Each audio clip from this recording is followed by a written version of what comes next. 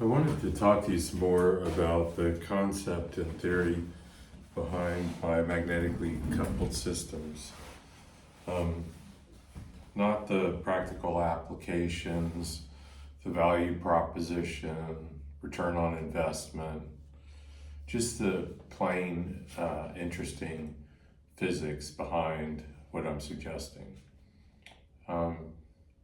Essentially, developing what could be called a planetary magnetic gear system, where the magnets serve as a coupling and provide the torque and kinetic energy transference in a mechanical system. The systems can be designed in different types of architectures. For example, this is a circular array with the smaller magnetic arrays around it. This one is a linear situation, and this one right here is sort of a triangular pattern.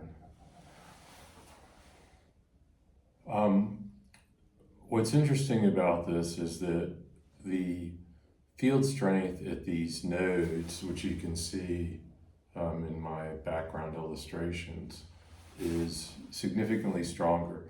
So in the bound field of the magnet, as the projected unbound fields extend out from the actual physical magnet, they tend to concentrate their strength at these nodes. And so when these arrays are spinning together, they essentially have a strong field and a weak field interaction as the gap angle proceeds around and connects to the next point. This occurs in all of these systems. So what's interesting about this? Well, in the field of magnetism, as you get closer into a magnetic field, the vector strength of the field increases, and that attraction or repulsion follows the inverse square law. So there's sort of an accelerating factor as magnets couple together and move together, especially when they start further apart and come closer together. There's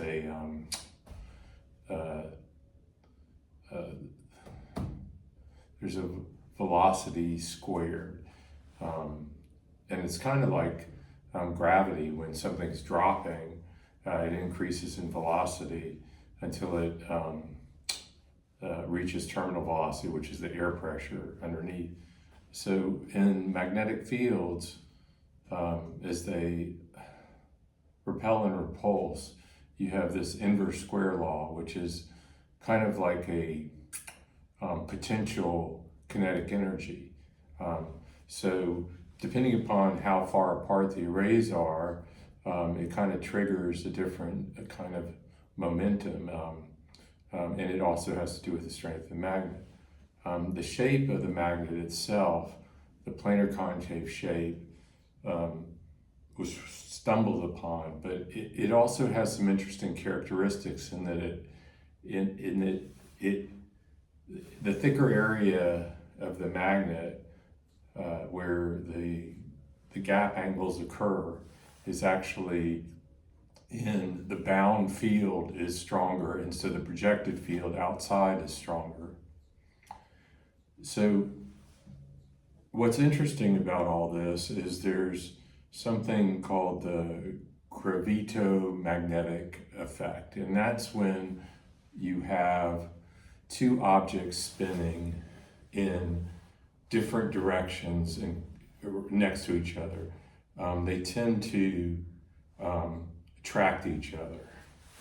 So that's regardless of if it's a magnet or any kind of having physical properties and mass. That's just a totally physics.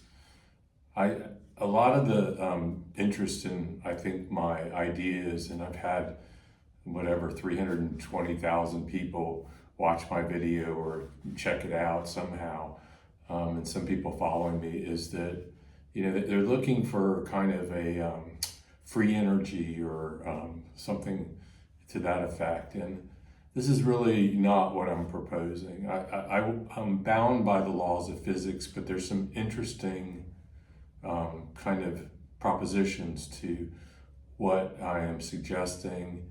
And I've shared some possible applications, but really to follow this through requires, you know, more research and development, and somehow a partnership to investigate all of the possible iterations of magnet size, proximity, magnet material, speed of rotation.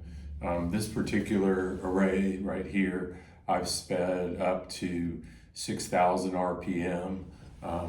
This I've had up to, I think, close to 12 or 15,000 RPM. So there's some real significant